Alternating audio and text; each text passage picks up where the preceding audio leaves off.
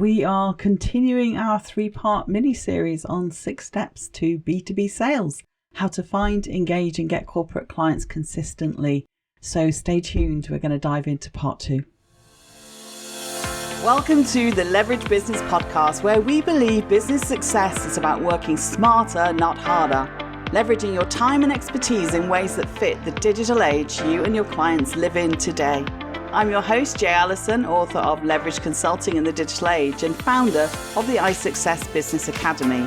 And every episode, I'll be sharing insights into how you can apply the power of leverage to grow your consulting, coaching, or other expert services business and create true freedom and independent success with mindset, marketing, and money model breakthroughs.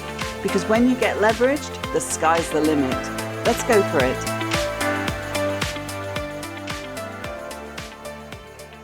Hello and welcome back. We are continuing our 3-part mini-series on the 6 steps to B2B sales today and looking at the best way to find, engage and get corporate clients consistently. And as a colleague of mine, Kristin Facer, recently put it, how to get your foot in the door of the big companies which represent $300+ billion marketplace.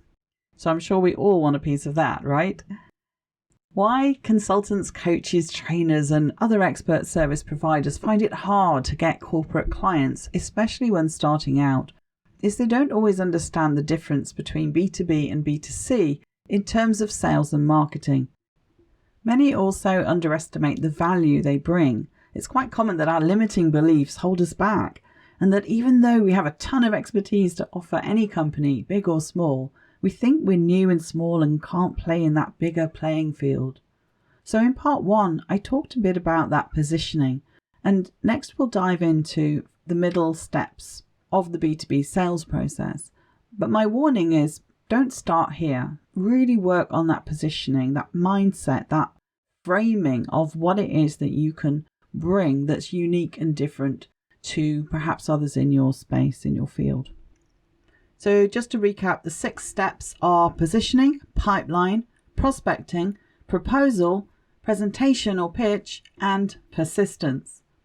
So in that previous episode, we dove deep into step number 1, positioning, because I can't emphasize enough how critical that is to your success.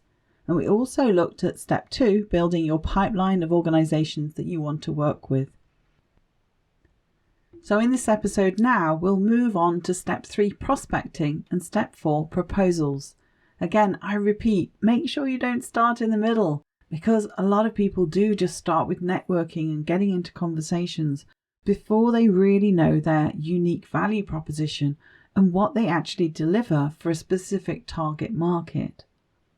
Until you're really ready to articulate this clearly in terms that are important to the client, then keep working on the aligning, targeting and positioning to get your messaging to the point of clarity. And then use those early conversations to really home in on the kind of language people in certain roles and certain organizations use to talk about their problems, the frustrations and the challenges that you help them with. Now, what happens if you skip that prep work to get clear is that you end up feeling like an icky sales agent rather than an expert consultant. And if you haven't listened to episode 73, the one before this one, and you've come straight to part 2 or part 3, best if you go through part 1 first. We looked at ways to firm up your positioning in the marketplace, where you can get that ideal client avatar dialed in, and think particularly about the strategic business objectives that you're helping the organization to achieve. And then we went through how to create and manage a pipeline of organizations and identify the key roles of people you need to reach and connect with, and how to prioritize the order in which you start contacting them in terms of how good a fit they are, what the existing relationship is, and how easy it is to access them. And don't forget, there's a checklist on all 6 steps that you can download from my website at jallison.com. Just go to the Academy and it's under free stuff. Now, today we'll move to the next 2 steps, prospecting and proposals. And then in part 3, we'll talk about the follow-up and another 2 crucial steps that maximize your success to get corporate clients. Now, first, I want to reiterate the importance of being the hunted, not the hunter. Most consultants and coaches are expert in their subject matter or field of practice. They love what they do, but they hate the whole promoting and prospecting and pitching part of running their own business and finding clients. And I say to you this, what if marketing and selling yourself isn't what you think it is? What if you could use your consulting and coaching skills to attract your ideal client to you and provide enough value and insight that they automatically ask how they can work with you? Being the hunted is always going to be nicer, better, easier than being the hunter. On the B2B side of my business, the way I've always gone about selling into organizations, and it's what I teach my Leverage Business Accelerator clients to do, is that there are 6 steps to a successful process that leads you to get corporate clients. And most consultants, coaches, and experts go about B2B sales all wrong, or they miss vital steps out. But this is the bridge to the Holy Grail, so it's really worth building a strong one, right? But most people focus only on prospecting or the proposal writing in isolation to 3 other steps, and they're really poor on consistent follow-up. So often there's a big hole in what they're doing that loses you opportunities. You must start with step 1. This is the most important step to take first, and that's why I put it first. So again, if you haven't listened to part 1 episode yet or read the article version, please hit stop and go play that one first. If you're just getting started, getting your positioning right and getting clear on your messaging makes perfect sense. But even if you've been in business a while already, if you're not getting clients in easily, if you're not the hunted but the hunter, then working on improving your positioning can be the game changer and really help tighten up your play. It's worth getting help with this from a business strategist or copy chief. Once you've got the positioning dialed in, to the extent that you feel you're clear on the type of corporate client that you want to go after and know what you can help them with specifically, you can embark on step 2, doing your research and due diligence about potential target organizations that fit your ideal client avatar. Bear in mind, it's an iterative process. You'll be strengthening your positioning and refining your messaging at every step. So don't worry if you're not 100% there. It can take a few rounds to really nail your messaging. Next step is to plan out how to work your pipeline to get to that important first contact and start the prospecting process. So step 3 is prospecting. Once you know your pipeline contact is a good fit and there's an opportunity to do business, the next step, step 3, is prospecting. This is 1, how you go about getting in front of the key people you need to talk to, who may not be the first person you contacted or spoke with, and 2, what to ask and understand. It's not about what you want them to buy or selling yourself. Prospecting builds on what you're doing in your pipeline research and how you then go about getting an introduction or forging a new relationship. Once you establish a connection, you can book a call where your primary goal is to find out more about their context, strategic need, budget, and urgency. Of course, it's also an opportunity to share how you came to do what you do and successes you've had for other companies, but it's not really a selling call at this point. When you're prospecting, you're looking for fit, you're looking for rapport building, you're looking for common ground. So on a B2B sales call, initially what you principally want to be doing is in fact scoping the proposal, gathering the information you need, validating assumptions, and getting the specific parameters clear that you're going to use later when you send them a proposal. The easiest offer to start with is going to be something you've already delivered and had great results for working with clients directly. It's best to go with a small engagement and get your foot in the door rather than coming right out of the gate with a big ticket offer. It can be a training or a service or program of work or a collaboration of some kind, but it's something that you know people in a specific role within a specific type of organization are likely to want and need, and it gives them that first stepping stone to working with you and seeing some results, a minimum viable outcome that you can deliver for them. A client I was working with last year came to me because he wanted to get regular consulting contracts with IT type companies, and he wasn't having any success getting hired. And partly this is because his offer wasn't clear or tangible enough. It was too open-ended without clear deliverables or outcomes. And partly it was because he was trying to sell them on a first date, so to speak, not knowing if they were actually a fit or had the problem that he could help with. So we worked on his positioning first of all to align his area of expertise in a way that gave him a competitive edge, and to package up then his program so that it had a clear goal, outcome and time frame. We then got him to think strategically. 1, where are the pressure points for employers right now? Where are the pressure points for companies like the companies that he wanted to work with? 2, what are the priority business objectives for companies? 3, what are the urgent pressing needs that managers are tasked to deliver? 4, where are there training gaps in terms of in-house capacity, time or skills? And 5, how is what you do better or faster than their existing approach? In B2B, you don't typically succeed getting someone on a call the first time you reach out. That's what people do very wrong on LinkedIn.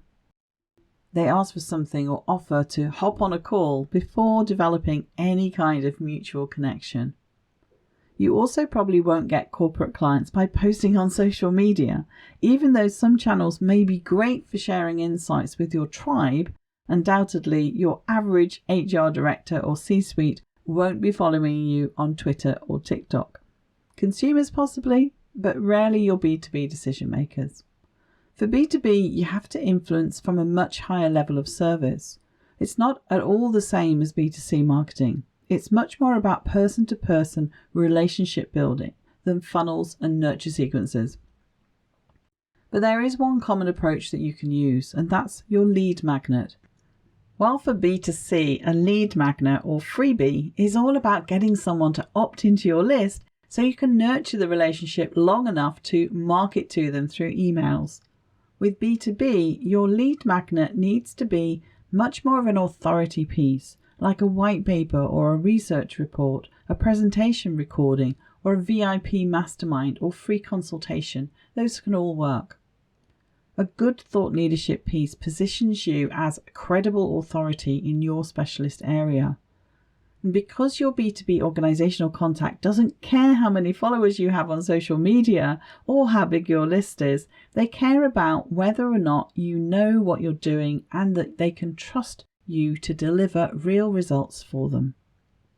For B2B, if you want to get corporate clients, your number one priority is to create a specific magnet that leads into the core program or service that you offer.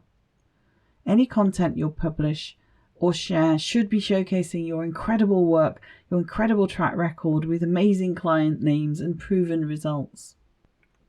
Now, whether your B2B prospect magnet is a short cutting-edge research report or a book or a VIP event, they're going to work way better if you incorporate stories and case studies. For instance, if you plan to write a book or create a signature talk, you'll have bigger success when you can share client stories and case studies of proven results. If you're building a webinar or an online workshop course, you'll have bigger success when you can incorporate real-world experience from your initial client work. When trying to secure speaking engagements, you'll have bigger success getting selected and see more engagement from your talks when you have impactful case studies to share. And if you run a mastermind program, the more proven results you can bring to the table, the bigger the pool of prospects will be, and the bigger the likelihood of attracting bigger corporate clients. Once you're in a conversation or networking with your prospect, it's a chance to ask those important questions about need, about budget cycles, about time frames, and importantly to identify who's the key person or role who would decide on contracting with you for the kind of services that you deliver. Now, much of what you'll need to ask about is what you'll put into the proposal. So let's move into step 4, the proposal. At the proposal stage, It's where you get to present your offer in the format the organization needs. Sometimes it's a written proposal and sometimes it's a verbal presentation, or both. You submit a proposal and if you're invited, you go along and present your pitch. Make sure you prepare and tailor your proposal to the specific organization, taking on all that you learned from the prospecting, aka scoping conversation.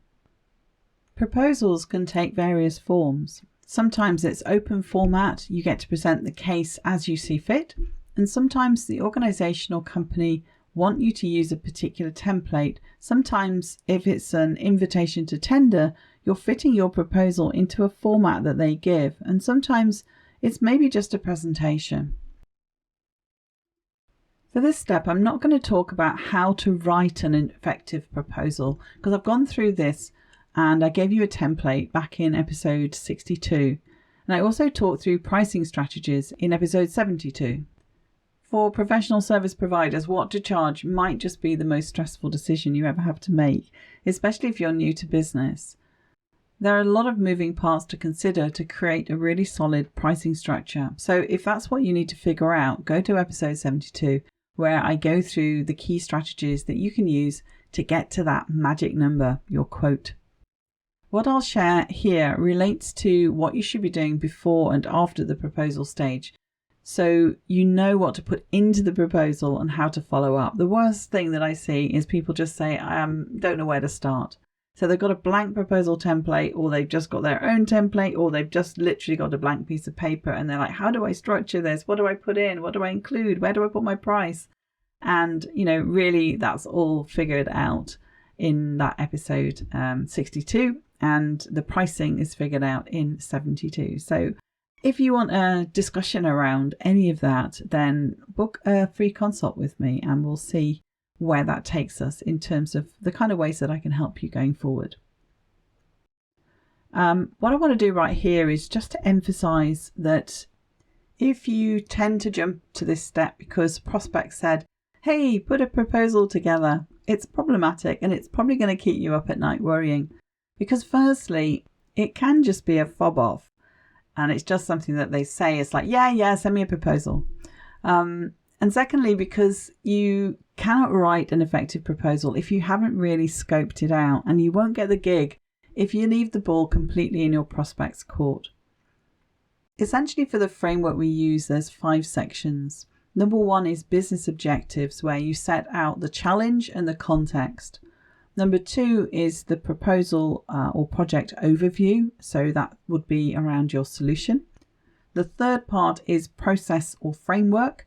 And that's where you set out your unique methodology. And I wouldn't spend more than 20-30% of the proposal space on that. The fourth area is deliverables, where you set out the outputs, the outcomes, and the impact. And you can also then include the team and the timeline. And the final 5th part is where you talk about the investment and any payment terms. So you look out to put down your costings, terms and conditions, and some of the legal parts of it. Sometimes you actually just want to send an outline proposal. You don't want to go into it you just want the headlines. You don't want to go into massive detail because at this stage you may still be trying to gauge their level of interest. But those are essentially the headings and sections for a proposal. The content comes from the exploratory conversation or the brief that they gave you. And if you can summarize it in a couple of paragraphs, then you're clear, right? Often I'll send out an outline before writing the full proposal, as I said, because I want to make sure that I'm on the right track with the client, the prospective client.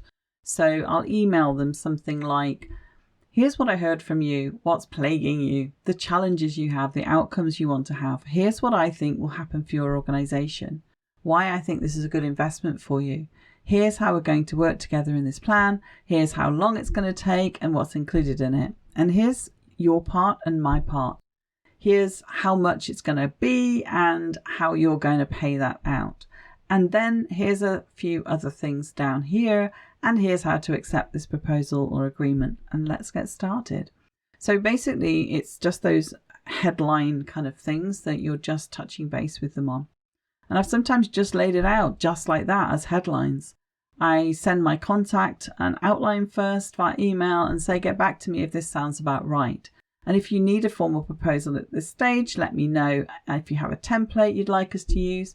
And I may also reaffirm the timeline for a decision. And I'll say, you mentioned getting underway by January 23, and I'll need a decision by this date in order to ensure that we can get it into our schedule. This approach just saves countless hours and so much stress writing long, complicated proposals that don't end up going anywhere. Scoping and having powerful exploratory conversations is one of the things that we've got really, really good at in my consulting business, because writing effective proposals is as much about what you do before and after to get clear on the goals, the pain points, the budget, etc. And we bring in a lot of work, and nowadays I don't deliver much of it myself. We work on a model of building teams around a proposal, and I use a network of associates and VAs that I can pull together. So we're scoping projects, writing proposals, building teams, and evaluating a lot of projects. So I know what needs to go into a proposal to win the contract. And what you do after you've written the proposal is just as important. How to present it, how to follow up without being a pest, how to set up that follow-up, where you're willing to negotiate to get to an agreement. And that's exactly what we'll go into in part 3 coming next. So I'll catch up with you then.